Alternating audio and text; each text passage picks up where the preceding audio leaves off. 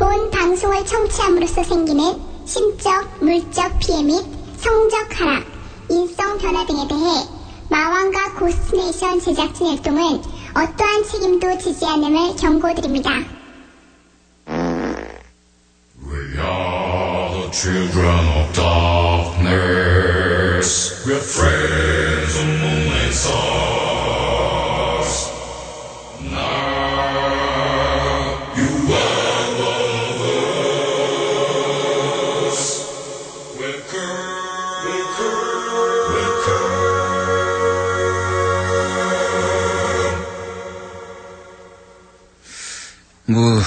요즘에 얘기들이 많이 되는 또 세상을 시끄럽게 하는 그런 뉴스 가운데서는 아무래도 가장 사람들의 말초 신경을 자극하는 그런 소재이다 보니 소위 말하는 연인 엑스파일에 대한 이런저런 얘기 그런 것들이 뉴스의 제일 앞머리에 눈에 띄는 그런 관심사인 것 같고요. 또 요즘에 많이들 얘기 나오는 게 이 훈련소에서 그 훈련병들한테 인분 사건 그 얘기 뉴스에 탑을 장식하는 그리고 전 국민이 분노하는 그런 사연이고 또 그 지율 스님의 단식하고 관련된 그 이야기들도 입에 굉장히 많이 오르내리고 있는 것 같습니다. 나 헤드폰 좀 바꿔줘. 혜준아.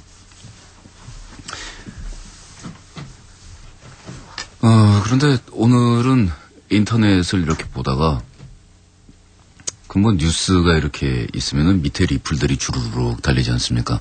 웬만하면 그거 안 봐요. 거기서 건질 만한 글을 발견을 한다. 라는 거는 절대로 일어나지 않는 일이고 그리고 까마귀 논이는 고래 백로야 가지 마라든 하여간 거기서 까마귀가 놀았든 까치가 놀았든 간에 저는 우리나라에서 자기 삶을 좀먹고 파괴하고 자기 인생 자기 손으로 망칠 수 있는 방법을 누군가 찾고 싶다면 정말로 누가 저한테 와가지고 나 우리나라에서 인생 말아먹고 싶고 내 인생 망치고 싶은데 어떻게 하면 확실하게 내 인생 완전히 망가질 수 있을까요? 라고 나한테 누가 물어본다면 저는 아주 쉽게 얘기하겠어요. 인터넷 다니면서 각 사이트에 밑에 붙어있는 리플들을 쫙 읽으면서 한번 다녀봐라. 1시간만 읽으면 정신병자 될 것이고 2시간만 읽으면 성격 파탄 3시간 이상 그거 쫙 따라다니면서 읽고 있으면 그러면 평상시에 당신의 삶이 당신의 모습에서 크게 바뀔 것이다 라고 정말 얘기를 할 정도로 인터넷이 빚어낸 저질 문화의 1000병 중에서 1000병이 이런저런 사이트에 붙어있는 그 리플 글들 악플이라 그러죠. 그런 글들인 것 같습니다.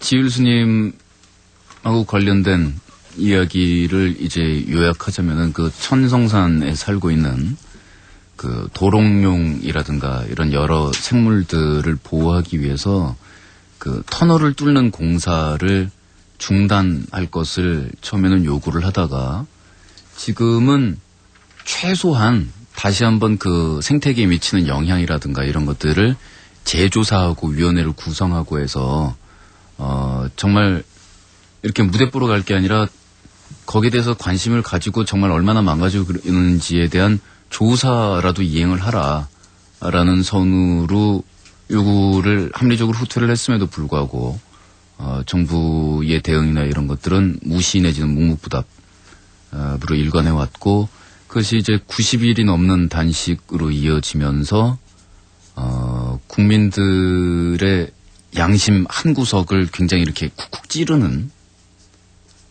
이런 부분들이 계속 이제 찔리다 보니 미안하지 않습니까?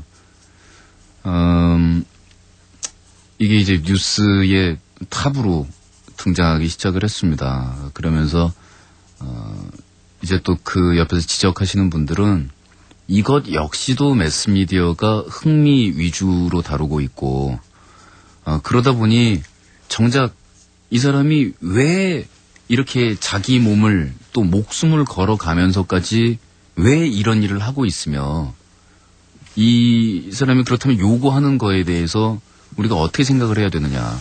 또 지율 스님이라는 사람이 목숨 걸면서 요구하고 있는 게 뭐냐. 이걸 다시 한번 대중들에게 알리고 그거를 논의를 하기보다는 그래가지고서 목숨 걸고 단식해가지고서 이 양반이 죽을 거냐 살 거냐 이걸 가지고서 관심이나 기울이고 앉았고 이게 뭐하는 짓이냐라고 얘기를 합니다. 근데 우연히 정말 보기 싫었는데 그냥 눈에 들어왔어요. 그 기사 밑에 이렇게 달려있는 리플이. 근데 문장 구조, 선택 단어, 내용 이런 걸 보는데 갑자기 눈을 뗄 수가 없는 거예요. 그러니까 아주 평범하게 이 인터넷 안에 넘쳐나는 무지하게 많은 숫자의 평범한 악플의 전형적인 공식 그대로 가는 겁니다. 저지르고 유치한 문장, 인신공격,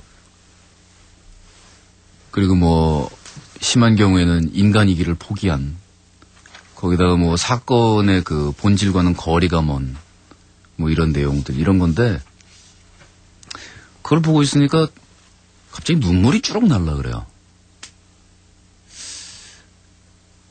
이 글을 쓴 사람은 아마 평상시에 다른 공간, 다른 어딘가에서 만나면 의외로 굉장히 예의가 바르고 뭐 그냥 무난한 사람일 가능성이 훨씬 더 높죠.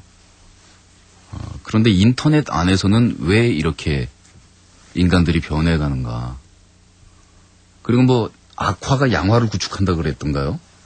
그러니까 이런 것들이 점점 뭐 문화가 좋아지기는커녕 점점 해마다 저질화되고 해마다 더 비열해져요. 해마다 비열해지고 해마다 더 비겁해지고 해마다 더 지저분해집니다. 한때는 인터넷이라는 이 정보의 바다가 뭐라고 사람들이라고 얘기하면 너무 평범한 단어고 민중들이라고 얘기하면 괜히 선입견적인 이미지를 떠올리게 되고 국민들 이거 좀 이상해. 인민 그러면 왠지 모르게 약간 왼쪽 냄새나. 근데 사실은 딱히 표현할 말이 뭐 없네요.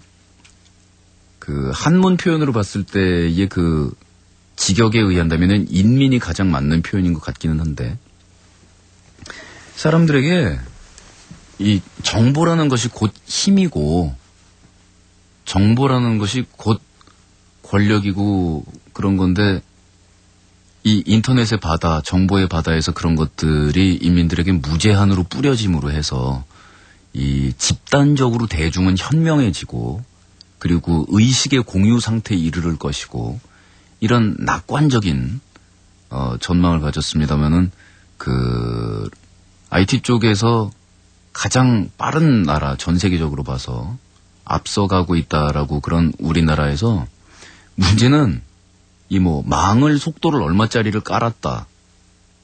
이거 다른 나라들 돈이 없거나 뭐 이래서 못 까는 거 아니거든요.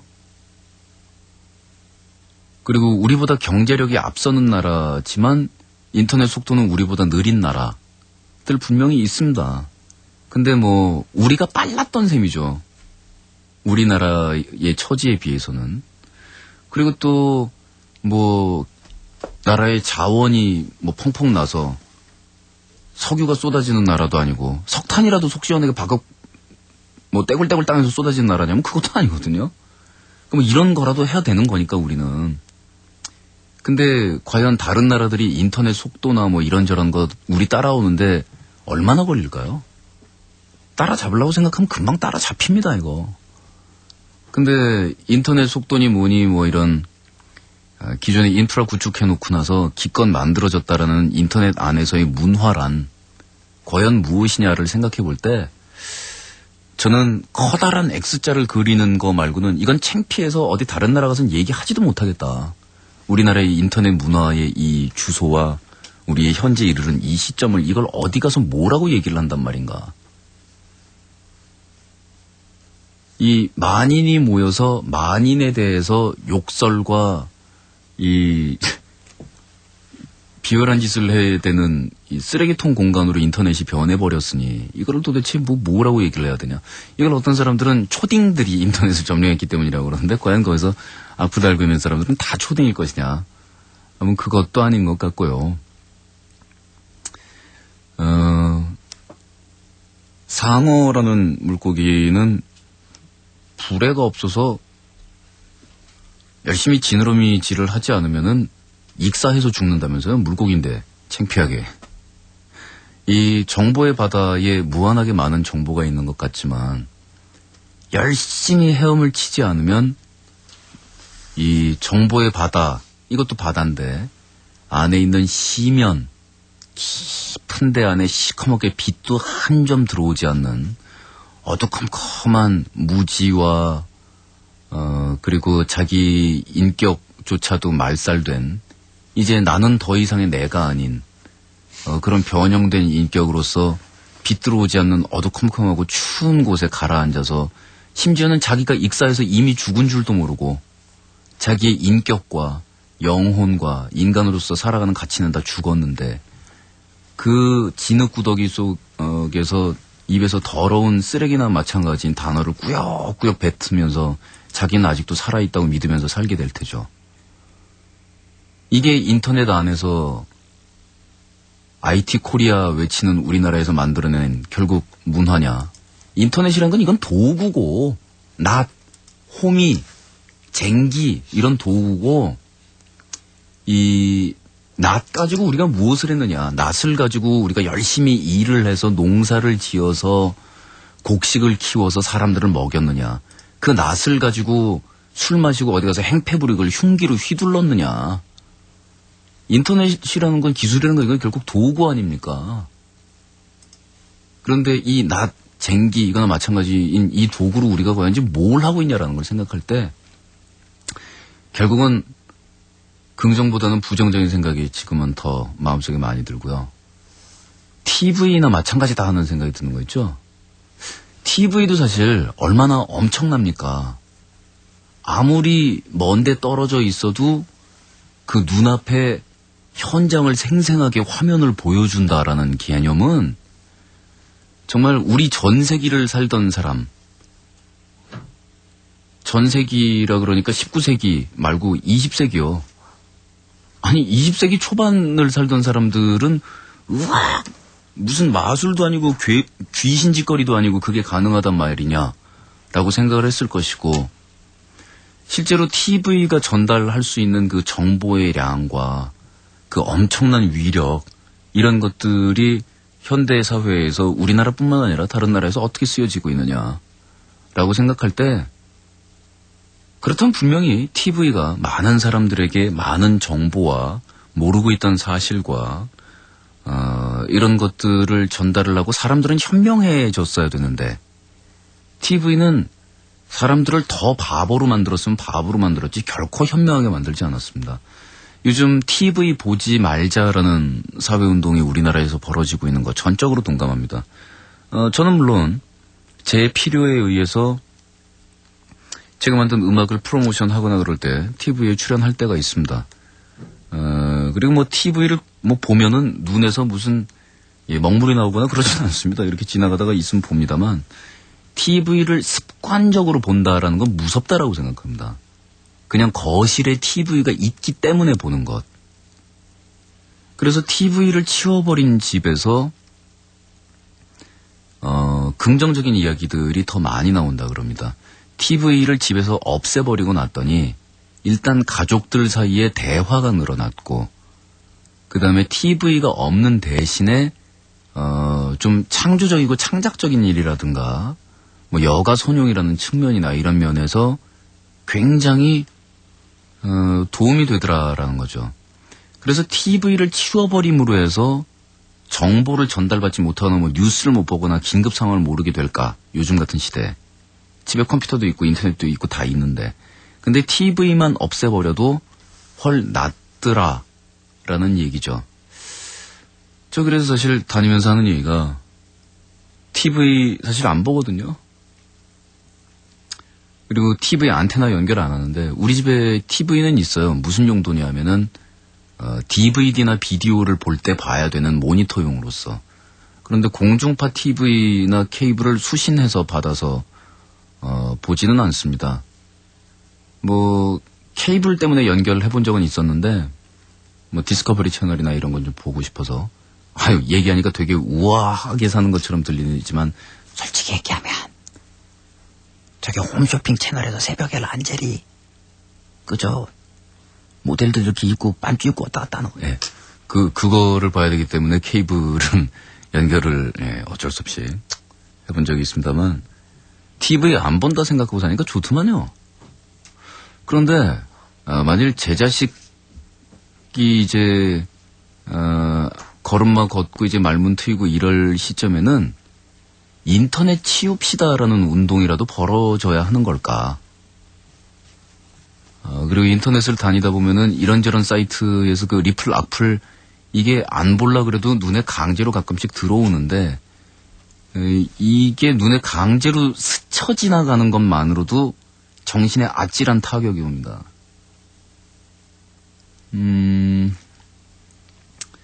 예를 들어서 뭐 지율 스님에 관련된 그런 뉴스에서는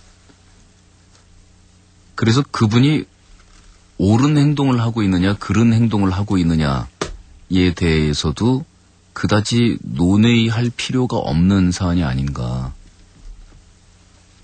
왜냐하면은 지금 그 단식을 해 가면서 지금 요구하고 있는 것이 그 공사를 완전히 중단해라라는 뭐 이런 요구를 하고 있는 것이 아니라 거기에 대한 생태학적인 어떤 환경적인 조사나 이런 것들 그것도 정부에서 약속한 바 있는 하겠다라고 했던 그거를 이행해달라라는 요구라면은 대단히 합리적인 수준에서의 요구에 불과한 것 같은데 그러한 개인이 세상을 상대로 목숨을 걸고 행하는 이 전쟁에 대한 혜택은 우리 모두가 받습니다. 이런 환경 문제라든가 이런 것들 우리가 평소에 험하게 살면서 바쁘게 살면서 스쳐 지나가는 것들 우리는 누군가 목숨을 걸고 옳다고 생각하는 것을 위해서 싸운 사람들이 받는 그 스트레스와 피해와 뭐 온갖 그 어려움을 겪은 그거의 대가를 그냥 뉴스에서 그거를 이렇게 쳐다보면서 왜 그런디야? 하고 방관하고 있어도 그 혜택을 받습니다. 그렇다면 최소한 미안한 마음은 느끼든가 아니면 미안한 마음 정도까지 마음이 안 들면 그래 동감은 못하겠다 저런 행동을 하는 데 대해서. 그렇지만 사람이 자기 목숨을 걸고 옳다라고 생각하는 것을 위해서 그것도 나 잘 먹고 잘 살려고 그런 게 아니라 내가 아닌 남이나 세상을 위해서 옳다고 생각하는 것을 위해서 목숨을 걸고 싸운다 라는 것에 대해서는 요즘 세상에서 충분히 최소한의 경의가 아니라 예의, 경의도 아니고 정말 예의 정도는 표할 줄 알아야 되는데 밑도 끝도 없이 가는 지저분한 글들을 보다 보니까 야 이거 뭐 정말 나온다는 그런 생각이 들었어요. 뭐 연예인 엑스파일 문제도 마찬가지인 것 같은데 저는 사실 그 연예인 엑스파일 문제에 대해서 사람들이 리플 다는 거 보면은 그런 심리 상태는 충분히 익히 알고 있는 바거든요. 그러니까 거기 써 있는 거를 그 허풍이든 과정이든 무조건 믿고 싶어 하며 그래서 꼴 좋다. 심지어는 그거보다 더한 건데 그거밖에 안 나온 거다. 후후후 하고 있는 순간에 지금 자기 배를 자기가 칼로 찌르고 있는 그 상황 모르면서 정말 자기 눈에다가 자기가 칼 꽂고 있고 자기 배에다가 자기가 칼 꽂고 있는 거거든요. 그 개인 정보에 대한 침해라든지 이런 문제 같은 것들은 피해자들이 반드시 연예인만 되는 게 아닌 문제이고 개인에 대한 어떤 정보 수집이라든가 그거의 공개라든가 이런 거에 대한 문제를 확실히 해놓고 그거를 엄하게 다루게 하는 문제 또 인구가 많고 나라가 좁고 이 사적인 공간을 갖기가 참 힘든 이러한 처지에 있는 우리 국민들일수록 개개인의 프라이버시하고 이런 것들은 아주 극도로 존중되는 시스템으로 가야만 우리가 스트레스를 좀 덜 받고 살 수 있는데 지금 이게 당사자가 연예인인 것 같다 그래가지고 낄낄거리고 있다. 나중에 그 부메랑이 다 자기한테 돌아오는데 거기다 글 달고 있는 모습 보면 이제 아주 그냥 저거는 내가 화를 낼 이유도 없고 화를 낼 필요도 없다. 저 보복은 다 자기들이 받을 테니까 라고 그냥 생각하고 마는 거죠 뭐. 그리고 부처 눈에는 부처만 보이고 개 눈에는 개 눈만 보인다고 하는데 어떠한 똑같은 A라는 사실에 대해서 저 같으면 말입니다. 그 연예인 엑스파일에 써 있는 이야기를 사실로 믿는다 그러면은 그 자기의 그 최소한 인간으로서의 지성이 의심되는 그런 상황인 거니까 정말 웃긴 건데 만일 그게 사실이라면 그렇다면 저는 거기서 눈을 떼고 돌리겠어요. 마치 길에 내가 내 아이 데리고 가다가 못 볼 이런 모습, 아이가 봐서는 안 될 모습 보면 에잇! 이런 눈 가려가지고 보지마. 아이한테 보여주고 세상이 참 이렇단다. 너도 저 장면을 마음속에 새겨두거라. 이런 장면이 있지만 정말 애한테 보이기 싫은 장면이 있잖아요. 보지마. 봐도 좋을 거 하나도 없어. 만일 그 내용이 사실이라면 나는 내 인생, 내 인격, 내 영혼을 보기 위해서 고개를 돌리고 말지 그거를 안에 들어가가지고서 뭐 어쩌고저쩌고 글 쓰고 앉아가지고 키득키득 뭐 이런 정말 그 눈빛과 표정에 보이는 그런 글을 쓰면서 내 인생을 낭비함으로 해서 내 인생 자체를 구렁텅이에 빠뜨리진 않을 것 같아요. 인터넷 안 보기 운동이라도 해야 되나요? 크라잉넛의 밤이 깊었네 듣도록 하겠습니다. 오늘은 장광설이 좀 길게 시작을 했군요. 밤이 깊었네 뻔하며 춤을 추는 불빛들 이 밤에 취해 흔들리고 있네요 벌써 새벽인데 아직도 혼자네요 이 기분이 나쁘지는 않네요 항상 당신 곁에 머물고 싶지만 이 밤에 취해 떠나고만 싶네요 이 슬픔은 알아가 모르겠어요 나의 구두여 너만은 떠나지 마오 하나둘 피워오는 어린 시절 동화 같은 별을 보면서 오늘 밤 술에 취한 마차 타고 지친 나를 따라가야지 밤이 깊었네 뻔하면 노래하는 불빛들 이 밤에 취해 흔들리고 있네요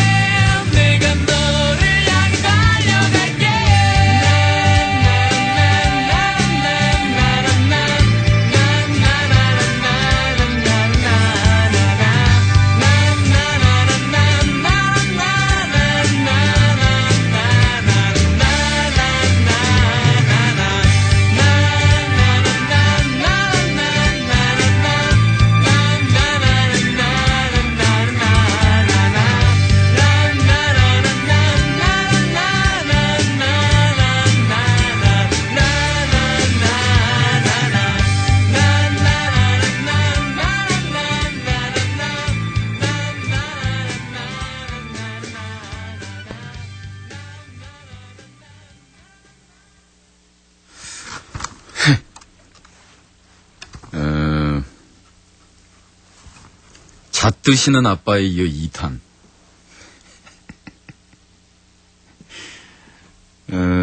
어제 그 사연 학원에서 친구한테 들려줬더니 집안 망신이라고 그러면서 좋아서 죽대.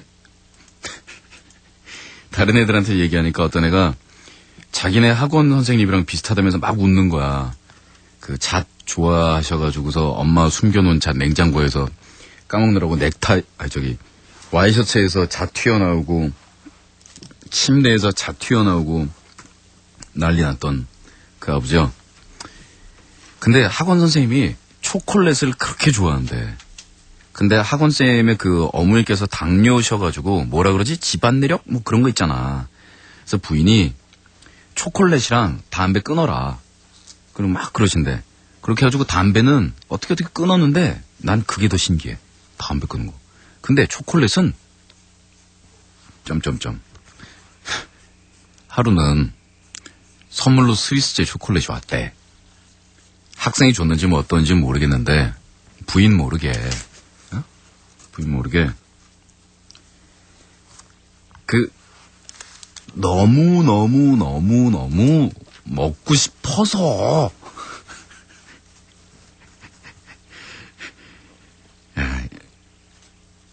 글쎄 저는 군것질을 즐기는 타입은 아닌데 이 심정 이해 가요. 딱 한 개만 이러면서 한 개를 쓱 꺼내가지고 탁 먹었는데 너무 맛있더라는 거야. 진짜 맛있더래. 그래서 이걸 숨겨놓고 먹어야겠다. 그리고 결심은 했는데 학원에 숨기려고 그러면 조교도 있고 애들도 있고 집에 가져가면 마누라한테 압수당해서 마누라 다 먹을 것 같고 그래가지고 아파트 지하 주차장에다가 차를 세워놓고 그 차하고 기둥 사이에다가 상자를 놔뒀대. 거기다 딱 감춰놓고 그리고 밤마다 슥 주차장에 나와가지고 몇 개씩 이렇게 초콜릿 먹고 다시 들어오고 이러는 거야. 뭐 쓰레기 버리러 간다 뭐 이러면서 말이지.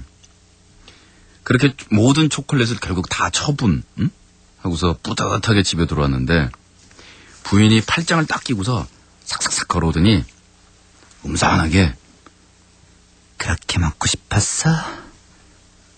이러더라는 거야. 그래서 당황한 선생님은 응? 땀삐질? 뭐가? 그렇게 해서라도 먹고 싶었냐고. 초콜릿. 제 초콜릿 먹은 적 없어. 딱 걸렸어. 선생님 부인께서 이걸 아시게 된 경위가 이렇대. 엄마, 새댁. 어머 안녕하세요. 어쩌고 아니 근데 새댁 남편은 밤마다 나가서 뭐해? 아니 그냥 쓰레기 버리러 가고 뭐 책 반납하고 뭐 그러는 것 같던데요. 엄마 아니던데 차 뒤에 쭈그리고 앉아가지고 막 하던데. 그래요? 아니 근데 그걸 어떻게 하셨어요? 아니 요즘에 누가 계속 주차장에서 차를 그어놔가지고 그 감시 카메라를 달았어. 그래서 감시 카메라를 녹화해놓은 거를 보느라고 보고 있는데 새댁 남편이 차 뒤에 매일 쭈그리고 앉아있던데. 저도 좀 볼 수 있을까요 그거? 이렇게 확인 작업을 마친 뒤에 그 자리에 떡 가보니 역시 초콜릿 상자와 기타 등등 쓰레기가 막 널브러져 있었대. 참 선생님 운도 없지. 하필이면 감시 카메라에 정면으로 빡 비치는 자리에 숨어서 먹을 건 또 뭐야. 마무리된 마흔이.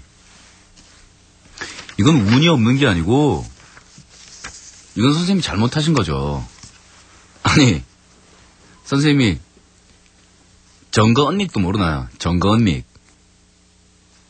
먹었으면 정거 언닉을 해야죠. 예?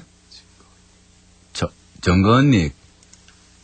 정거 언닉 맞잖아요. 정거 언닉이라고 했잖아요. 그래요. 그거 같은 말이잖아요.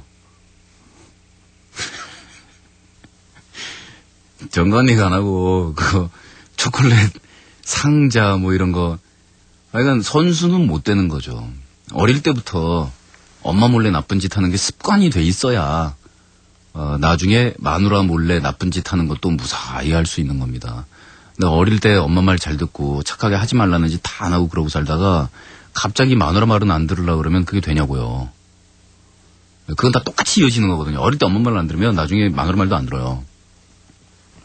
어릴 때 엄마 말 잘 들으면 나중에 마누라 말도 잘 듣거든. 쳐봐요. 어릴 때 엄마 말 잘 들었으니까 마누라 말도 잘 듣잖아요. 단지 우리 엄마 실수한 건 뭐냐면 너무 제 털 빼다가 제 구멍에 박는 이런 꼭 막힌 스타일은 좀 답답하다라고 생각해서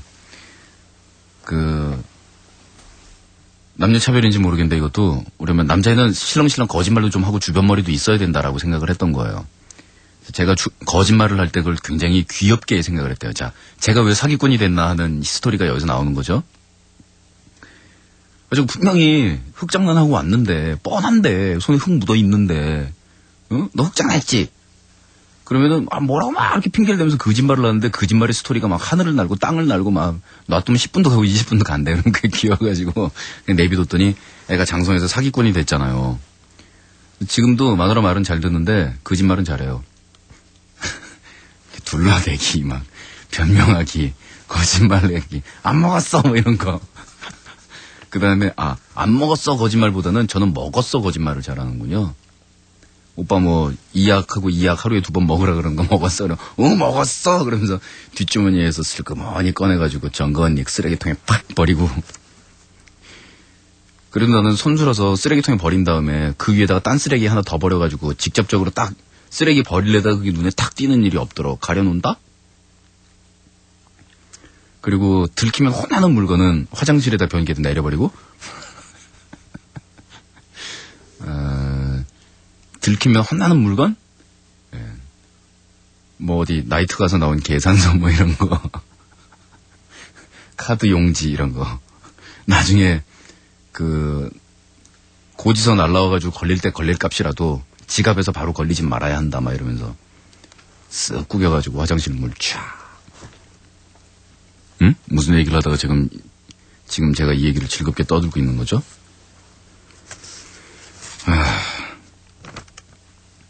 근데 먹을 거 이게 딴 거 가지고서 이런 아웅다웅이 벌어지는 건 모르겠는데 먹을 거 가지고 이런 게 벌어지는 거는 정말 때로는 슬퍼요. 그리고 어떤 때는 이게 초콜릿이나 뭐 담배 끊기로 약속해놓고 담배 몰래 폈다든가 이런 이제 기호품 군것질이면 다행인데 이런 기호품 차원이 아니고 담배는 기호품이 아니지 마약이지. 그 교육 단단히 받았습니다. 담배를 기호품으로 취급하는 우리 사회는 크게 잘못되었다. 담배는 기호품이 아니고 마약이고 초콜릿이나 이제 이런 군것질거리 이런 게 아니고 이게 이제 직접적으로 먹고 살기 위한 음식, 이 삼시세끼에 해당하는 밥 종류면은 이거는 그림이 많이 달라집니다. 그건 슬프죠. 우리 록밴드 출신이면서 나중에 대한민국에서 엄청 유명한 싱어가 된 모 우리 선배의 전설에 의하면 기타리스트 하던 형님이 집에 냉동고에서 고기를 좀 엄마 몰래 뜯어왔는데 엄마 몰래 이렇게 가져오는 거니까 근수가 많지는 않았나 보죠. 양 요만큼밖에 안 되는데 멤버들 자취한 데 모여가지고 야 이거라도 구워가지고 오늘 우리 밥이나 먹자. 정말 얼마 안 되는 고기를 구웠답니다. 근데 이니셜은 제가 못 되겠고 이니셜 되면 안 되고 A모 형님이 내가 굽겠다 그런 다음에 굽다가 이제 다 먹을 때가 됐는데 자기는 막상 맨밥만 딱 들더니 나는 배 지금 잔뜩 속 비고 이런데 기름 냄새 고기 냄새 구우면서 맡았더니 안 넘어간다 야. 난 저쪽에서 그냥 밥이나 먹을란다. 베란다 휙 나가버리더래요. 그래가지고 앉아있다가 와구와구 얼마 안 되는 양이니까 그냥 머리 뒤밀어서 먹다가 그래도 좀 그렇잖아요. 자기들끼리 먹는 게. 그래서 아무래도 캥겨가지고서 정말 몇 점 접시 이렇게 담아가지고 이 드럼 치는 막내한테 야 갖다 줘라. 그래서 형 그래도 이거 몇 점이라도 먹어. 그래서 베란다로 이렇게 딱 가봤더니 밥사발 밑에다가 고기 꽉꽉 쟁여놓고 그 위에다가 밥 한 컵을 딱 덮은 다음에 그 밥 밑에서 막 꺼내가지고 거기서 목이 미어지도록 막 고기만 꺼내가지고서 파먹고 있더래.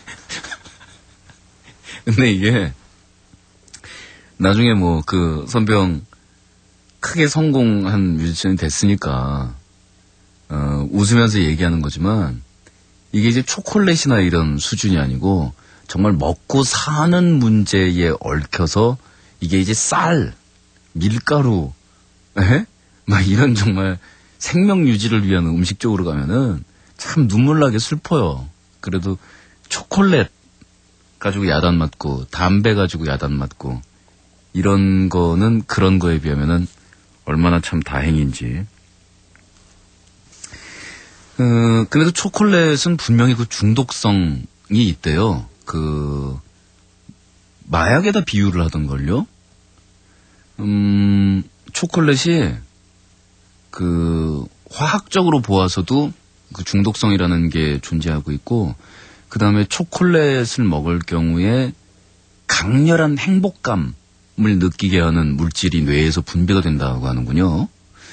그래서 초콜릿뿐만 아니라 그런 단 것 종류들이 그런 행복감을 느끼게 해주고 안도감을 느끼게 하는 화학 물질을 뇌에서 분비하게 하는 효과가 있는 것은 사실이지만, 다른 어떤 설탕이나 이런 단 것 종류에 비해서 특히나 그 초콜릿은 유난히 그 행복감 같은 것들, 만족감 같은 거를 강렬하게 고취시킨대요.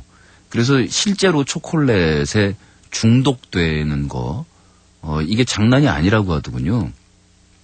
그래서 우울하거나 슬플 때 초콜릿, 그 다음에 실현당했을 때 초콜릿을 가지고 말하자면 이게 약처럼 이 진통제처럼 작용을 해가지고 초콜릿 중독이 돼가지고서 이 뭐 당뇨나 고혈압이나 뭐 이런 지나친 초콜릿 탐식으로 이어지는 경우가 있다 그럽니다. 저도 발렌타인데이 때 뭐 팬 여러분들이 있다 보니까 초콜릿을 몇 박스씩 이렇게 받게 되는데, 솔직히 거의 대부분을 주위 사람들한테 빨리 나눠주지 않으면 난처한 게 그걸 제가 다 먹어요, 정말로. 그래가지고 해마다 2월 달에 그거를 그렇게 먹으니까 체중이 그 자리에서 찌진 않잖아요. 이게 이제 3월이나 4월이 되면 폭발하는 거야, 체중이. 단 걸 하도 많이 먹고 막 이래가지고. 그래서 그 얘기를 듣고 나니까, 아, 정말 그런 것 같다. 초콜릿 중독성이 있는 것 같다.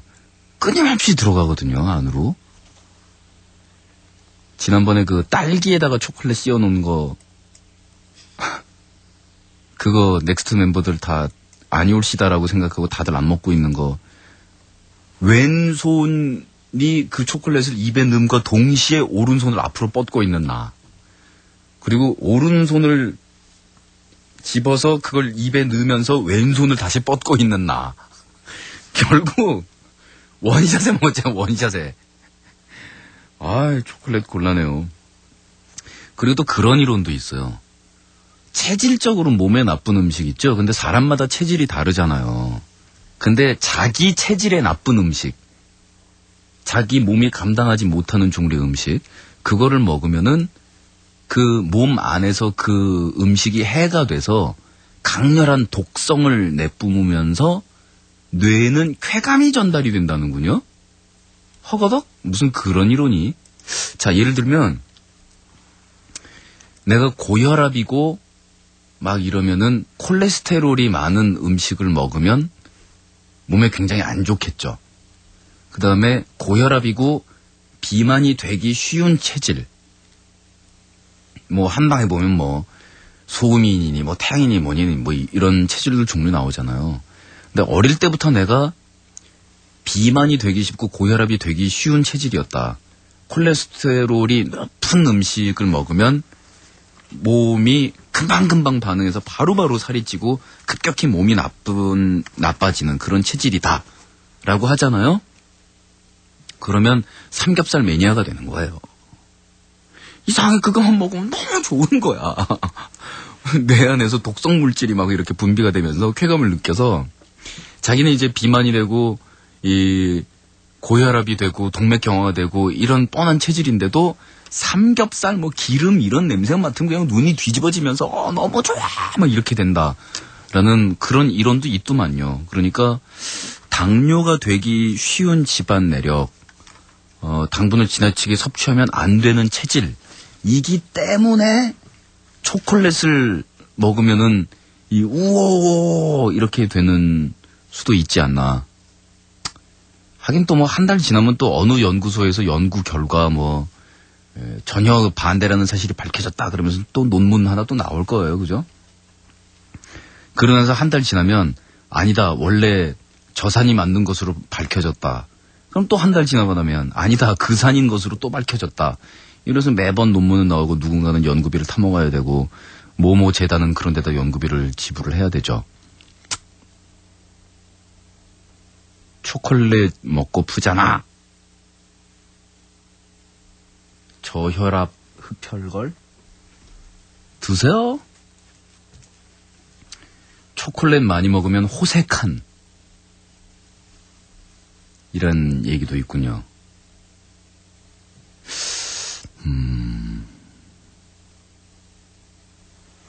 초콜릿. 예, 에일리언 앤 팜의 스무드 크리미널이었습니다. 해철이 만수에다 보냈는데요.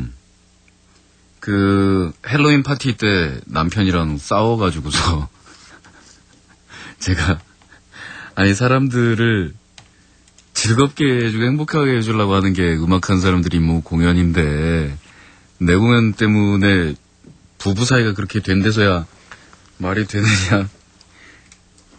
공연 티켓 보내줄 테니까 다음번엔 두 분이서 같이 재밌게 보시라.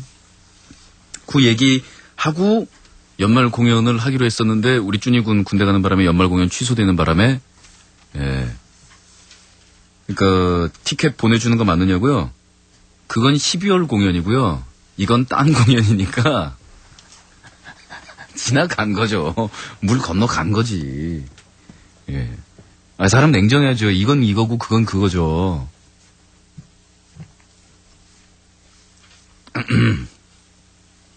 네, 보내드릴게요. 아울러 6살 아들 준영이 4살짜리 준서. 네. 이쁘게 생겼네요. 예, 고스 유년단 가입을 허용하는 바입니다. 고스 유년단 몇 호? 18호. 자, 이제 고스 유년단 18호, 19호니까 22호까지 되면은 11명씩 나눠가지고서 축구 경기가 서로 가능하겠군요.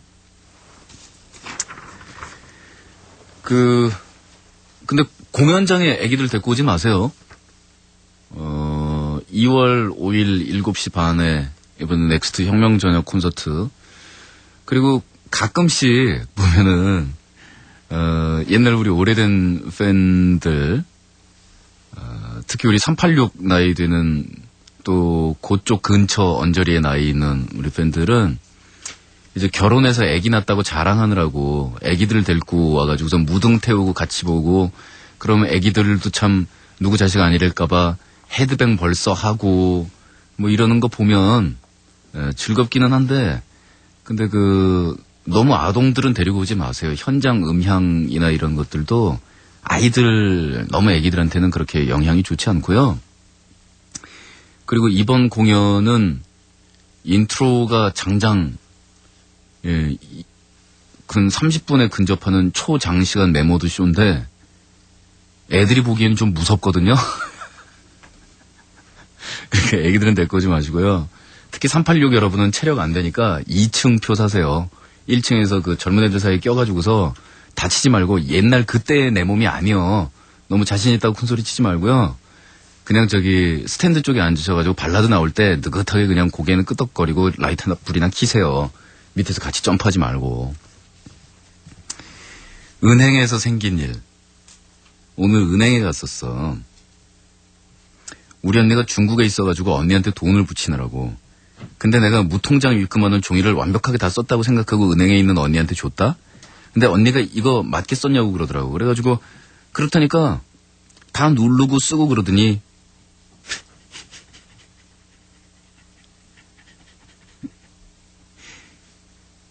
$200원 입금하셨습니다. 이러는겨. 알고 보니까 그 종이에 빈칸이 있고 원자가 있잖아. 그래서 나는 10,000원이라고 돼 있는지 알고 200이라고만 쓴 거야. 200만 원. 10,000원이라고 돼 있을 리가 없잖아요, 은행에.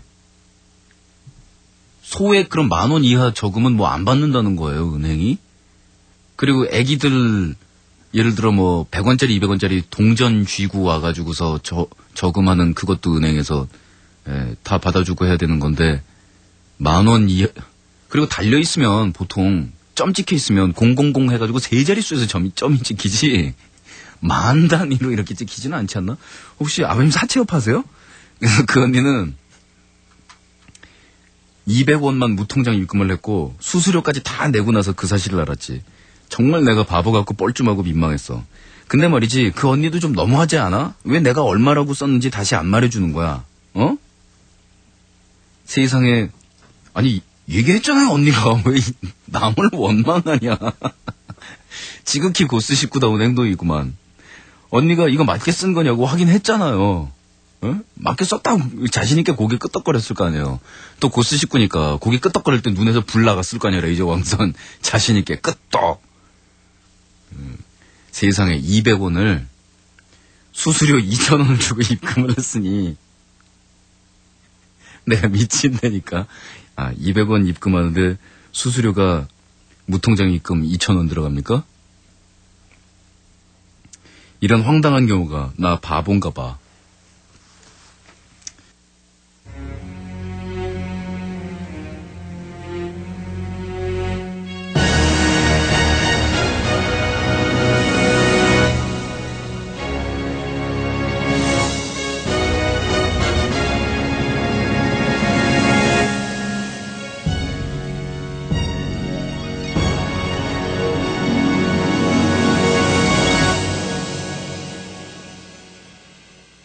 네, 2부에는 그만 떠들고요.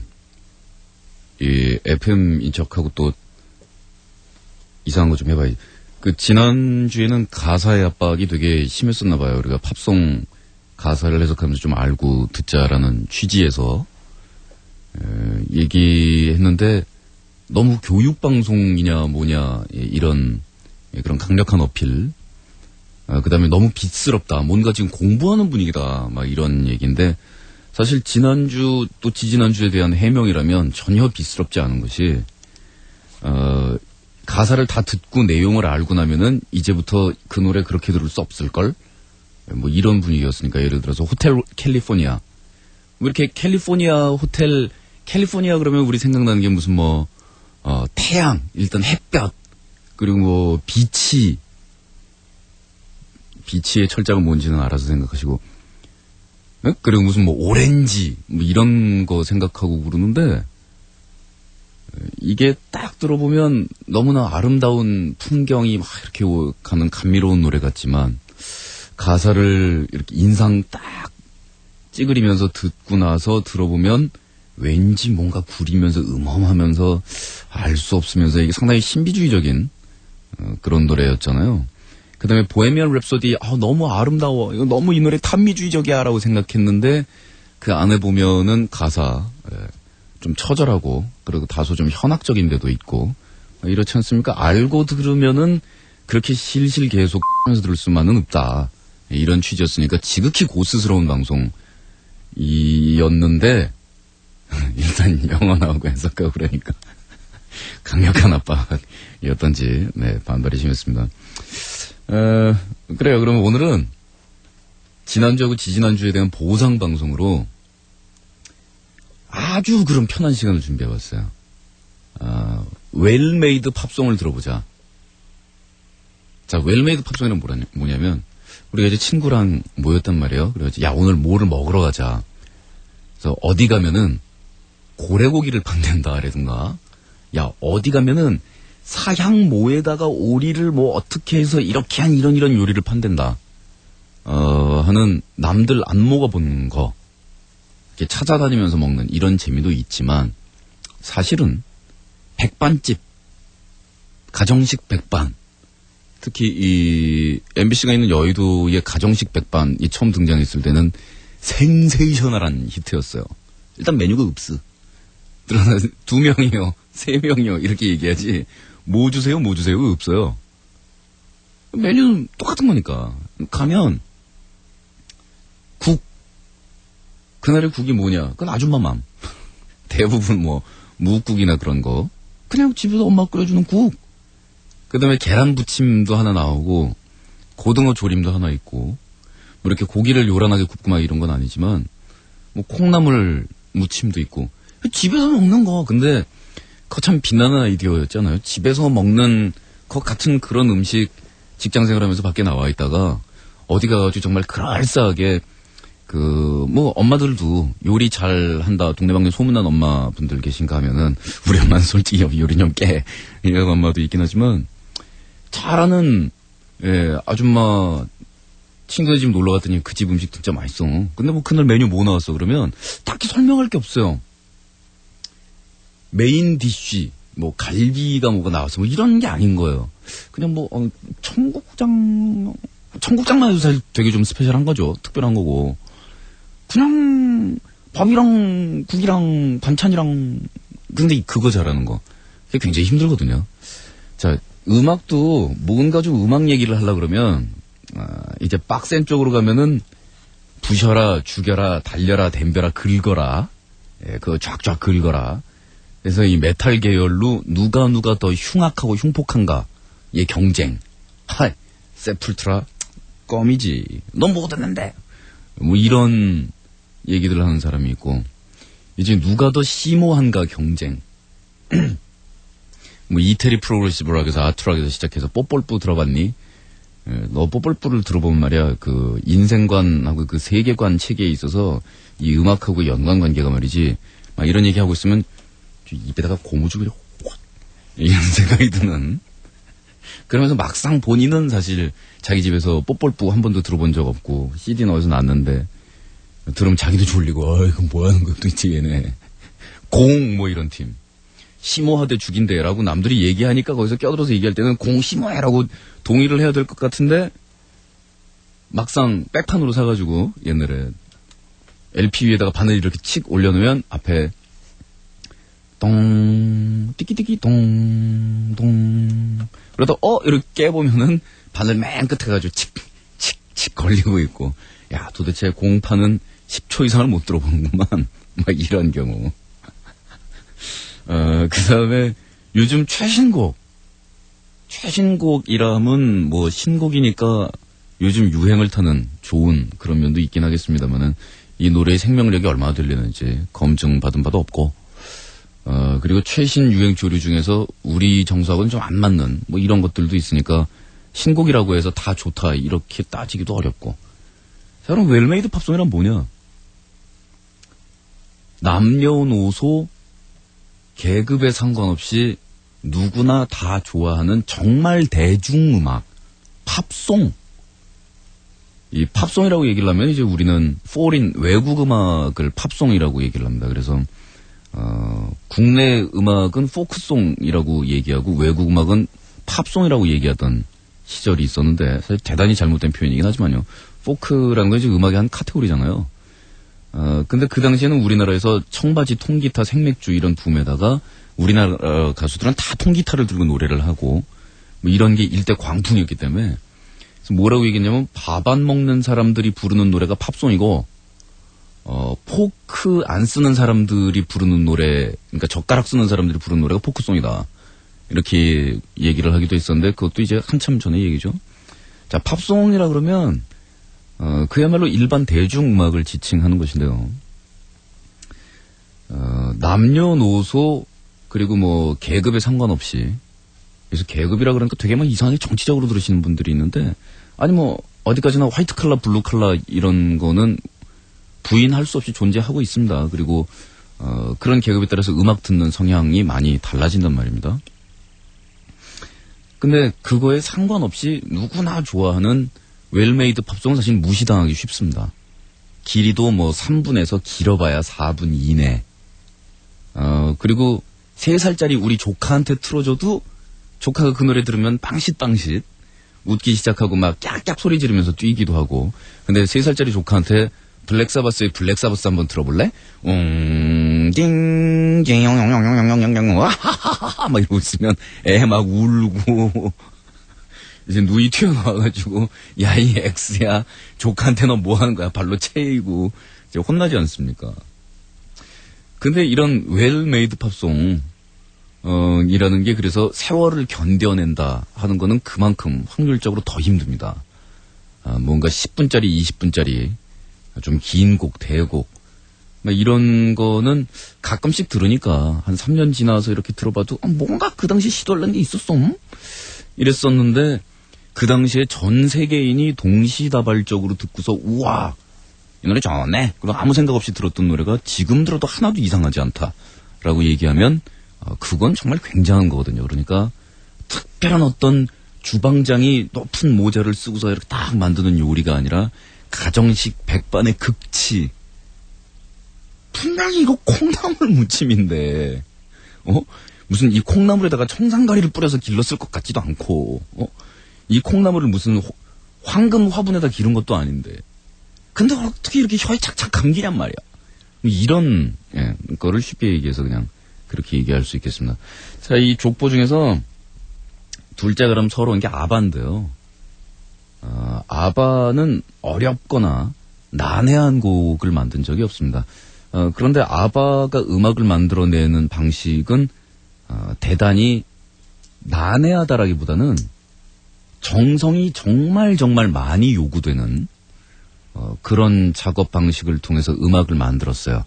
그러니까 밴드가 드럼, 베이스, 기타 뭐 아니면 이제 가수가 노래 부르면서 뒤에 오케스트라 있고 이런 뒤에 빅밴드 브라스도 있고 한 방에 녹음 가고 이런 풍토가 아니고 멀티 녹음 노래하고 악기하고 다 따로 녹음하게 되니까 요거를 녹음해놓고 나서 하나하나씩 깎고 다듬고 정제해가지고 요런 사운드를 만들 수 있어.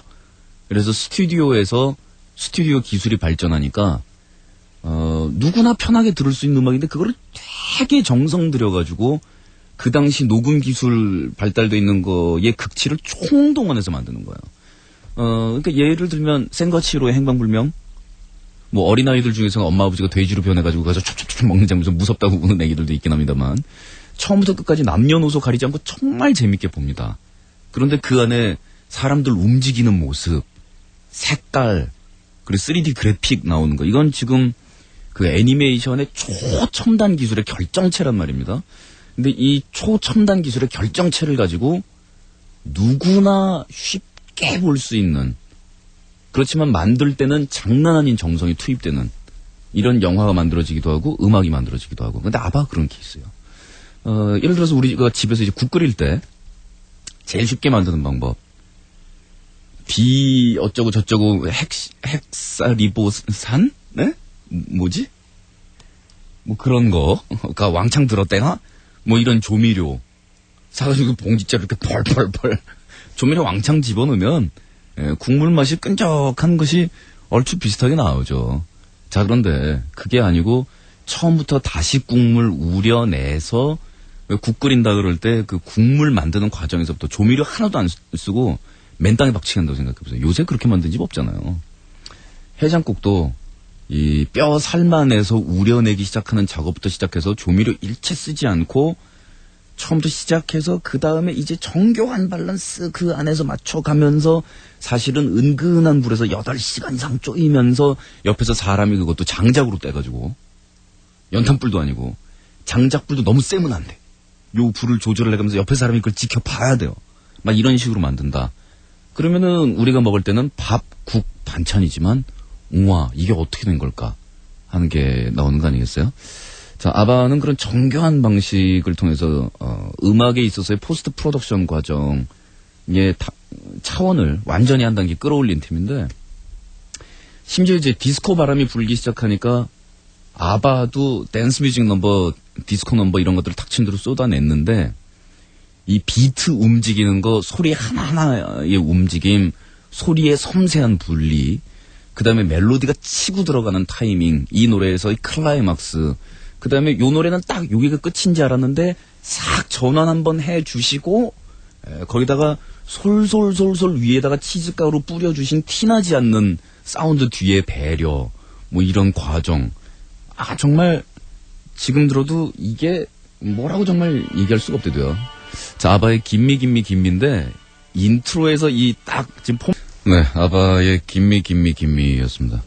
이 음악을 이렇게 만들려면, 그러니까 이 아바의 음악 만드는 콤비가 남자 둘이었잖아요.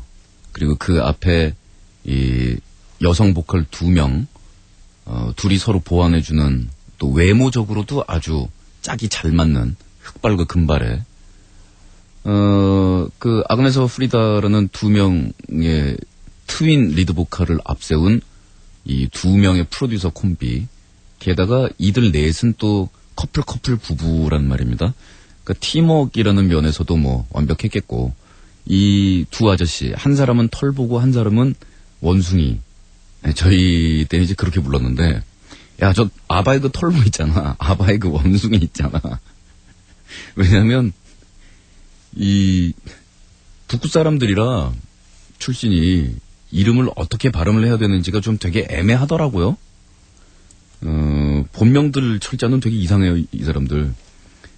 근데 이 2명 콤비가 나중에 자기들이 뮤지컬도 만들고 뭐 아주 전방위적인 그런 활약을 아바 이후에도 보여주는데, 그 레코딩 테크놀로지, 기술 관계에 대한 거, 그 다음에 화성악, 오케스트레이션, 이런 클래식에 대한 기본적인 공부하고 악기론, 그 다음에 작곡 이론, 그 다음에 이 곡을 재밌게 만들어가기 위한 여러 가지 센스라든가 팝음악의 이런저런 부분. 그러니까 과목을 한 20과목에서 30과목 정도를 한꺼번에 공부를 해서 올 A를 맞았다. 뭐 이런 경우가 되는 거니까 좀 웃긴 아저씨들이죠. 그래서 가령 지금 전에 들었던 김미 같은 경우에는 이 노래가 나오던 시절에는 댄스 믹스 버전이라는 게 따로 없던 시절이거든요. 그러니까 디스코 클럽이라는 게 원래는 밴드가 나와서 연주를 하는 게 다 음악 클럽이었는데, 디스크, 판을 DJ가 틀고 거기에 맞춰서 춤을 추는 디스코텍이라는 게 생겨납니다.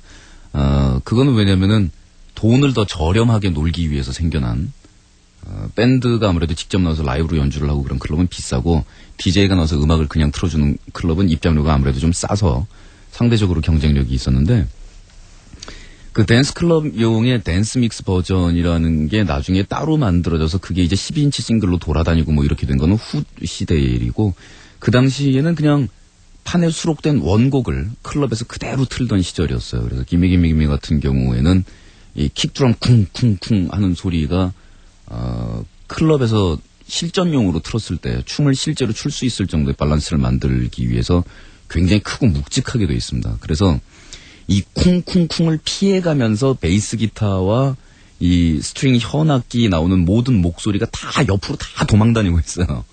그래서 야, 킥드럼 이만하게 만들어 놓고 정말 잘 도망다닌다. 이건 미꾸라지도 아니고, 그러면서 또 들릴 건 다 들립니다. 당시에 그러니까 시장 상황이라든가 이런 거에 맞춰서 음악을 만들면서도 음악적인 어떤 목표라든가 이런 건 잃어버리지 않기 위해서 대단히 정성을 기울인 흔적들 같은 게 많이 보이죠. 보통 이 정도 되면은, 그리고 쌍스러워져야 되거든요, 음악이. 음악이 쌍스럽다는 건 꼭 나쁜 게 아니에요. 왜 우리가 우아하게 오늘은 시를 한 편 읽어볼까 이런 마음이 들 때도 있고, 친구들하고 왜 저 똥 얘기, 그 다음에 뭐 SEX 얘기 막 이러면서 약간 추접은 얘기하면서 막 낄낄대고 싶은 그런 날도 있지 않습니까? 음악도 그래서 이 댄스 음악, 실전용 음악으로 가다 보면은 조금 쌍스러운 기분, 날라다닌다, 야 이거 위에 그냥 팡팡 떠다니고 음악 중심 없고, 그런 음악이 그냥 부담 없고 편하고, 비디오 가게 가서 어떤 날은 우리가 흔히 B무비라고 얘기하는 B급 영화를 보고 싶은 그런 날이 있는 것처럼. 근데 아바는 결코 그렇게 되지가 않습니다. 아마 아바 노래 중에서 그나마 이 노래가 제일 쌍스러운 노래인데도 이 아바 특유의 유연함, 부드러움, 그리고 우아함, 이런 색채를 잃어버리지를 않기 때문에 아무리 쌍스럽게 하려 그래도 쌍스럽게 안 되나 봐요, 이 사람들은.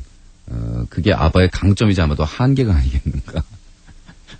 아바의 노래 중에서 멜로디가 더 고급이고, 또 음악적으로 조금 더 깊이가 있는 이런 노래들도 있지만, 가장 날아다니는 노래, 위로 방방 떴던 노래를 지금 아까 보내드렸던 기미기미하고 지금 보내드린 이 노래도 아바 노래 중에서 제일 날티나게 날르는 노래인데도 그래도 와요. 블레부를 들어보시죠.